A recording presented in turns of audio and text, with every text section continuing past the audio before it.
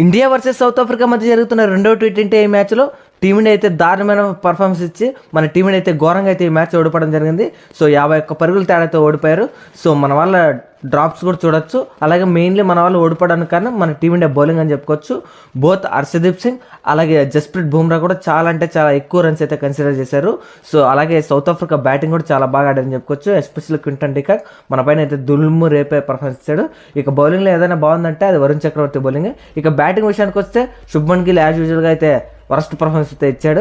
ఇక సూర్యకుమార్ యాదవ్ అయితే దారుణమైన పర్ఫార్మెన్స్ అని చెప్పుకోవచ్చు. ఇక హార్దిక్ పాండ్యాకి 2 లైఫ్స్ వచ్చినంత మాత్రాన అతనైతే ఏం చేయలేకపోయాడు. ఇక మన బ్యాటింగ్ లైనప్లో ఏదైనా పాజిటివ్ ఉందంటే డెఫినెట్గా తిలక్ వర్మనే. సో లాస్ట్ వరకు అయితే అతనైతే చాలా అంటే చాలా పోరాడారని చెప్పుకోవచ్చు.